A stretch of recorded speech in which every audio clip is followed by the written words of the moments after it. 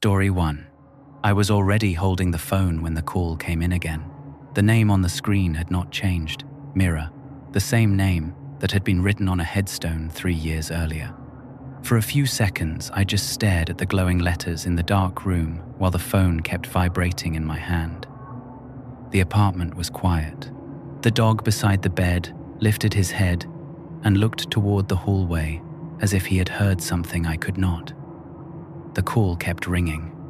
I answered before I could talk myself out of it. The voice that came through the speaker sounded exactly like hers, calm, slightly tired. The same voice I remembered from the last time we spoke before the accident that killed her. She did not say hello. She said my name first. Then she said something that made my stomach tighten immediately.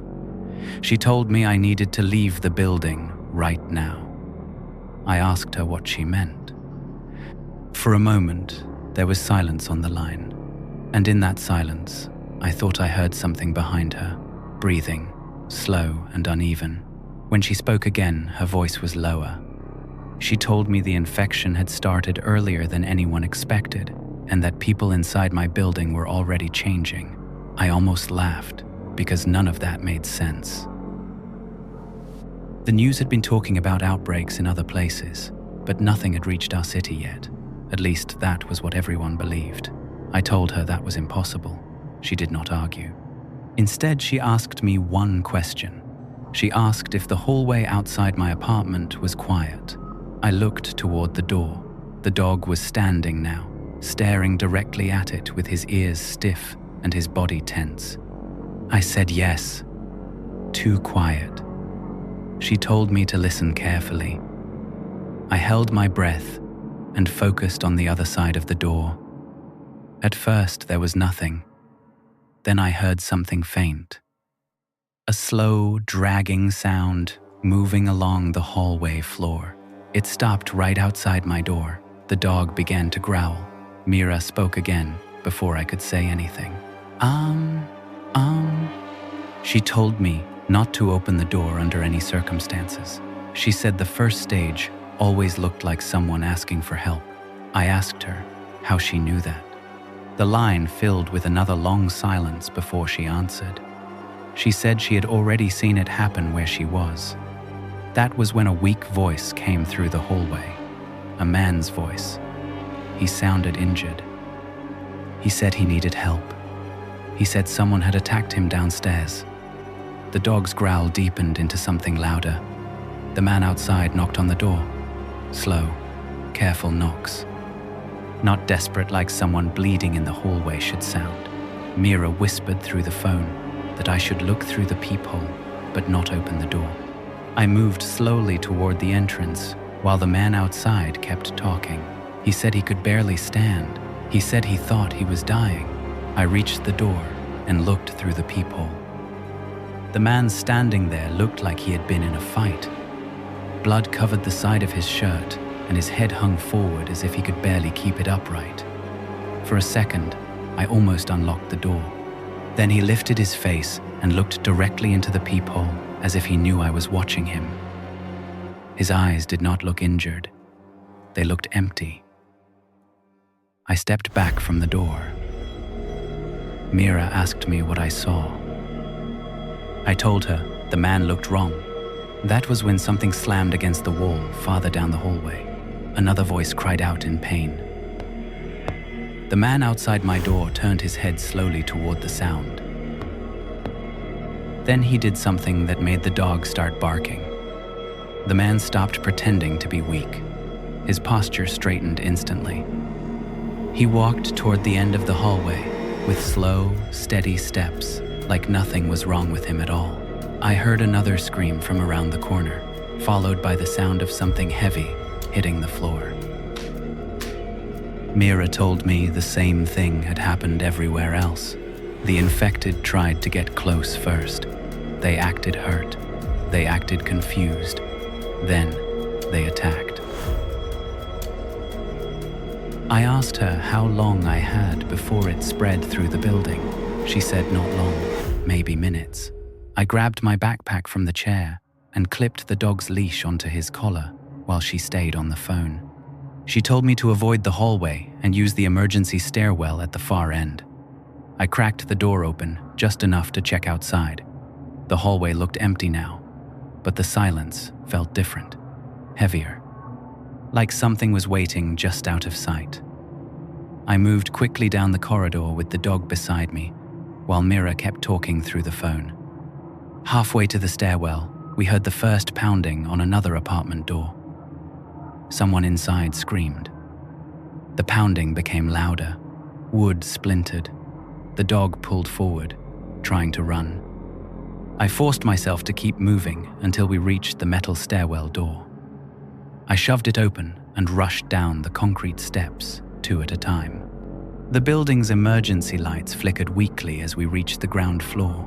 When I pushed the exit door open, the cold night air hit my face. The parking lot outside looked almost normal at first. A few cars sat under the yellow lights. The street beyond the lot was empty. Then, the dog stopped moving. I followed his gaze across the asphalt. A man stood beside a parked car, staring directly at us. Another figure stepped out from behind a van near the curb. Then another shape appeared near the edge of the lot, where the light faded into darkness. Mira's voice cracked through the phone. She told me to keep running and not stop for anyone. She said she would stay on the line until I was safe. I tightened my grip on the dog's collar and backed away toward the street. Because the man who had been begging for help outside my apartment less than 5 minutes earlier was now walking into the parking lot with the exact same slow, unsteady steps as the attacker who had dragged someone down in the hallway. And judging by the way several other figures were beginning to appear at the edges of the parking lot, he was not the only one who had changed. Mira's voice suddenly cut out. The line went dead. And in that silence, I heard something else, breathing, not from the phone, from right behind me. Story 2. The horn woke me before the building did. It was one long, violent blast that tore through the middle of the night and dragged me out of sleep, so suddenly that for a moment I did not even know where I was. The apartment was completely dark.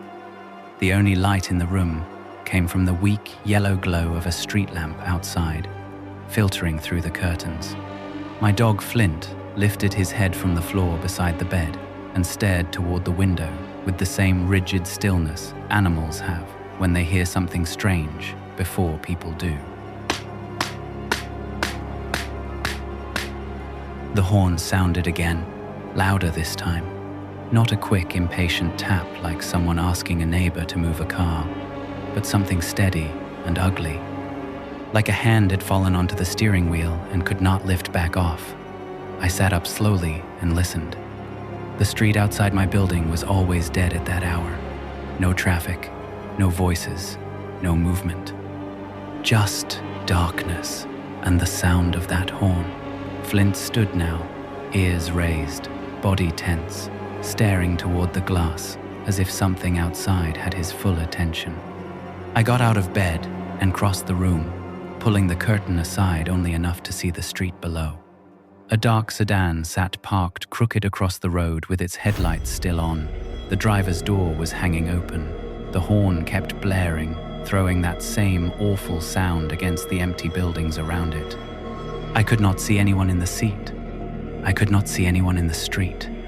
It looked wrong in a way that had nothing to do with logic and everything to do with instinct. My phone started vibrating on the dresser behind me. I turned and saw the name on the screen, Celeste. The same woman who had called earlier that night to warn me that whatever was happening outside was moving faster than anyone expected. I answered immediately. Her voice came through the speaker in a whisper. She asked if I heard the horn. I told her I was looking at the car right now. She told me not to go outside, no matter what I thought I saw. The horn finally stopped. The silence that followed felt heavier than the noise had been. I kept looking through the slit in the curtain. The headlights were still cutting across the street, and the driver's door was still open. I asked Celeste if she knew what had happened. She did not answer at first. Instead, she told me to stay back from the windows and listen. I stepped away from the glass, but not far. For a moment, nothing moved outside. Then a shape appeared in the street behind the car. Someone was walking slowly toward it from the far end of the block. The figure moved with an unnatural rhythm, one leg dragging slightly behind the other. Flint began growling low in his throat. The person reached the sedan and leaned into the open driver's door. For a second, I thought they were checking on someone inside. Then the figure straightened and looked directly toward my building. Even from that distance, I could tell something was wrong with the way it stood. Its shoulders were too stiff. Its head was tilted slightly to one side, like it was listening for something far away. Celeste asked me if anyone had come into view yet. I told her one of them had reached the car. Ow, ow, ow, ow, ow. Her breathing slowed through the phone, and she said the infected moved toward noise first. Horns, alarms, shouts, anything sharp enough to cut through the silence and draw other people out with curiosity. I asked her why the horn had started in the first place. Before she could answer, the figure beside the car slammed the driver's door shut, hard enough for the sound to crack down the block. Then another shape stepped into the glow of the headlights behind the first one. Then another. 3 of them now stood around the sedan, all of them staring toward the building where Flint and I stood in the dark. The horn suddenly began again, louder than before. One of them had leaned through the open window and pressed both hands down on the center of the steering wheel. The blast filled the street. Flint barked sharply and backed away from the window. I pulled the curtain closed and stepped back. Celeste told me that meant they knew someone was still nearby. They used noise like bait. Not because they understood it, but because it worked. It made people come to doors. It made curtains move. It made nervous neighbors step outside to see what was wrong. I asked her what would happen if someone could boof. She did not answer directly. Instead, she told me to stop watching the street and listen to the hallway. I held my breath and focused on the wall near the apartment entrance. At first, I heard nothing. Then footsteps began moving slowly up the stairwell on the other side. Not one person, several. Their steps were uneven, dragging, interrupted by the occasional thud of someone brushing against the rail or missing part of a step. The same sound I had heard earlier outside my door. Flint retreated from the entrance and pressed himself against my leg, growling harder now. The horn outside kept screaming through the night. Celeste said they were moving through the building floor by floor now, following the sound and any movement they sensed once they got inside. Anyone who opened a door would become the next thing that made noise. Anyone who screamed would bring more of them. I grabbed the backpack I had dropped earlier and checked the zipper with hands that were no longer steady. The footsteps in the stairwell grew louder. They were almost at my floor now. Flint's growl changed into that low, constant warning he only made when something was too close. The hallway outside went silent for a few seconds. Then a hand struck the wood on the other side of my door. Not a knock. Not an attempt to get help. Just a slow, testing impact, followed by fingers dragging across the surface, as if the thing outside was trying to decide how hard it needed to push. The horn outside stopped again. That sudden quiet made the next sound worse. The handle on my apartment door moved slightly. Someone was trying to turn it.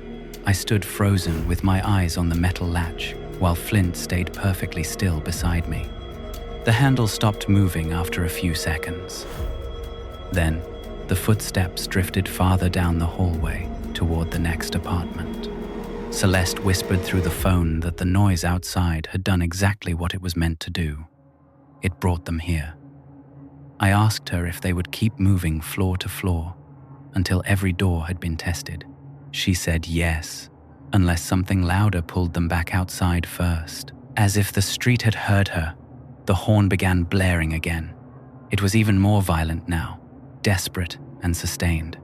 I went back to the window for just 1 second and looked through the gap in the curtain. There were more of them around the car now. Not 3, at least 6, maybe more in the shadows beyond the headlights. Some were standing still, some were drifting in circles around the sedan.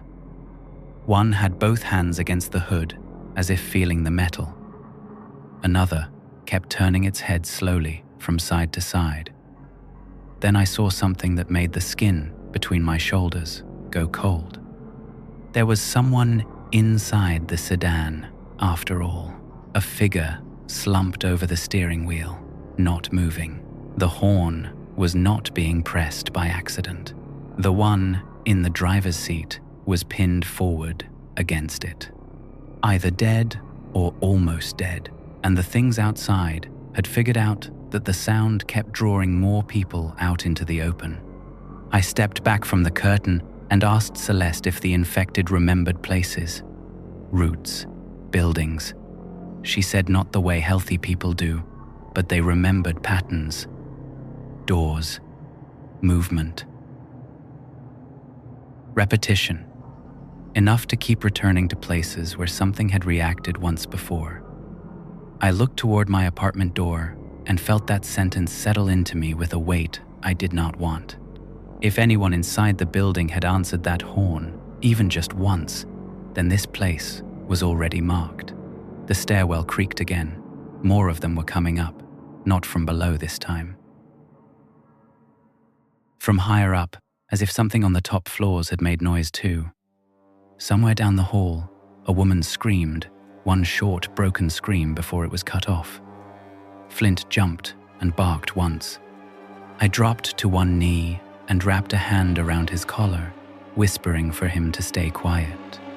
The apartment suddenly felt much smaller than it had an hour earlier, not like a place to live, and like a box waiting to be opened. Then there was a pounding sound from outside my building, not at my apartment door, at the main entrance below. Heavy repeated impacts. Celeste said they had probably started forcing their way into units on the lower floors or hitting glass. I asked her how long before the entire block looked like the building across from mine. She went quiet for a second before saying that by dawn, most people would already understand too late what the noise had been for. The horn outside cut off once more. This time, the silence lasted long enough that I thought maybe the body in the sedan had finally slipped away from the wheel. But then, something new replaced it. Car alarm, somewhere farther down the street. Another loud, mechanical scream in the dark. Flint lifted his head. I looked at the phone in my hand and then toward the door again.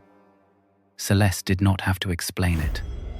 Whatever had started on my block had no intention of letting the street go quiet. And judging by the way the footsteps outside my apartment had stopped right in front of my door again, the things inside the building had not lost interest either. Story 3. If I had followed that whisper into the trees that night, I would not be here telling this story. I would have disappeared like the other people who walked into the dark and never came back. But the snake was not the thing that called my name.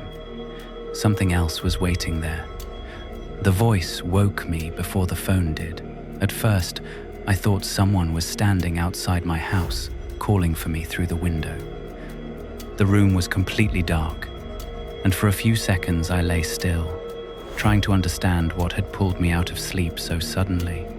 The night had that heavy, quiet feeling that only comes in the deepest hours before morning. No cars passing, no wind moving through the trees, just silence pressing against the walls. Then the sound came again, softer this time. Almost like someone speaking carefully so the rest of the world would not hear. It said my name. I sat up slowly and looked toward the door, expecting to see someone standing in the hallway. But the door was closed, and the rest of the house remained silent. The faint glow of the street lamp outside filtered through the curtains and painted a pale line across the floor. I told myself it must have been part of a dream and tried to lie back down again. That was when my phone began vibrating on the table beside the bed. The screen lit up the darkness, and I saw the name calling me. It was someone I knew well, Matteo. He had been trying to reach me several times before I finally answered. The moment I picked up, he sounded excited in that restless way people get when they are already out somewhere and want company. He told me a few friends were gathering outside the outskirts of town for a late drive through the hills. Nothing serious, just people bored in the middle of the night, looking for somewhere quiet to sit and talk. He said they were already nearby. He said they could pick me up in a few minutes if I stepped outside and waited near the road. I remember sitting there in the darkness, holding the phone against my ear, while he kept talking about the others who were already with him. Some of them I had not seen in weeks. Part of me wanted to go. But another part of me felt uneasy. The whisper I had heard moments earlier was still echoing in my head. I told him I would think about it. After the call ended, the house returned to silence. I sat on the edge of the bed looking around the room, as if something there might explain why my chest felt tight. The street outside looked completely calm through the curtain. No headlights, no movement. Everything appeared normal. Then I heard the whisper again, closer this time. It did not come from the hallway or the street. It sounded like someone had leaned toward the window and spoken directly through the glass. It said my name. I turned slowly toward the curtain and waited, expecting to see a shadow moving outside. But the window showed only the empty street and the weak circle of light beneath the street lamp. I stood up and walked toward the glass anyway, telling myself my mind was still half asleep. When I pulled the curtain aside and looked out, the street remained completely empty. But the moment I stepped away, my phone vibrated again. Another call from Matteo. This time his voice sounded impatient. He told me they were already driving toward the hills, and if I wanted to join them, I needed to leave the house immediately so they could stop along the road and pick me up. I told him I was not sure yet. He laughed and said I always overthought simple things. While he spoke, the whisper returned. It came from somewhere inside the room behind me. It said my name again. I turned around quickly, expecting to see someone standing there, but the room was still empty. The sound faded, like breath disappearing into cold air. Matteo kept talking through the phone, but I was barely listening anymore. Every instinct in my body was telling me something was wrong. Eventually, I told him I would call back if I decided to go. When the call ended, the silence in the house changed. It was no longer peaceful. It felt tense, like the quiet before something moves. Then, the whisper came again, right beside my ear. I felt the air shift, as if someone had leaned close enough for their breath to touch my skin. My heart began pounding and I spun around, but there was still no one there. The door remained closed. The hallway beyond it was dark.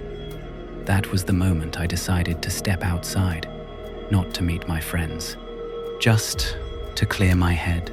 The night air felt colder than I expected when I opened the door and stepped onto the dirt path beside the house.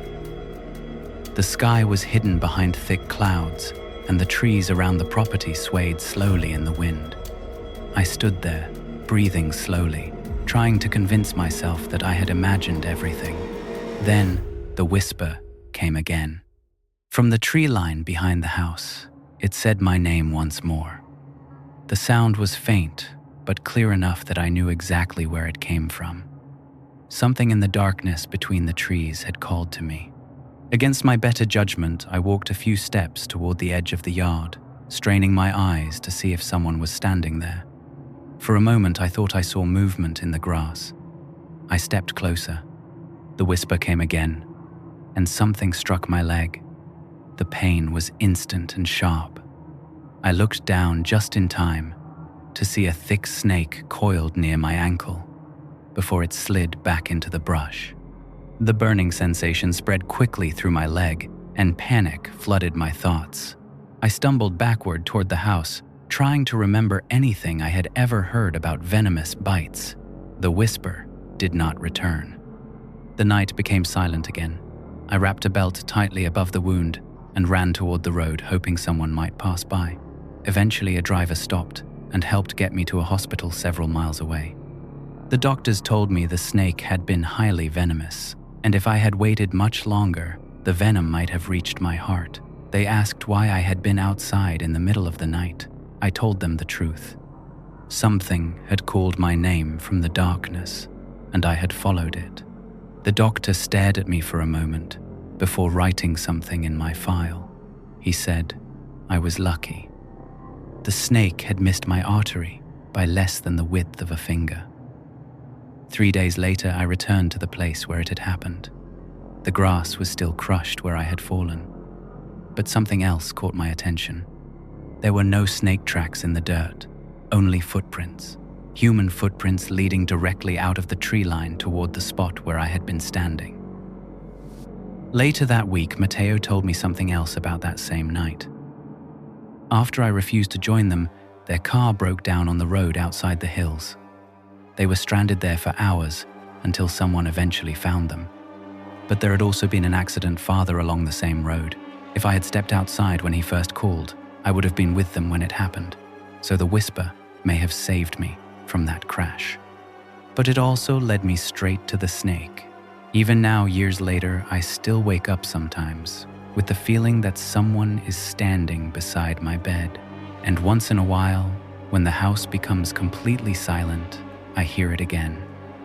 A whisper right beside my ear, saying my name. Last week, I noticed something I had never seen before on the window beside my bed. Small marks pressed into the dust along the glass. Finger marks. And when I checked the ground beneath that window, the dirt outside showed fresh footprints leading toward the house, which means whatever called me that night never really left. It is still waiting. And sooner or later, it will call my name again. If you ever hear something outside your door in the middle of the night, calling your name, do not answer it. Because the people in these stories were lucky. They heard the warning and survived.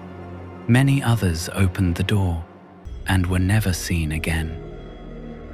So tonight, if something calls for you from the darkness, remember one thing. What if it already knows you are listening? If one of these stories stayed with you, let me know in the comments. Which warning would you have obeyed? The call from the dead, the horn in the street, or the whisper in the dark? And if you want more disturbing stories like these, subscribe to Tales of the Darkness and turn on notifications. Because next week, I have 3 more stories that will make you think twice before answering. Anything after midnight. Sleep well.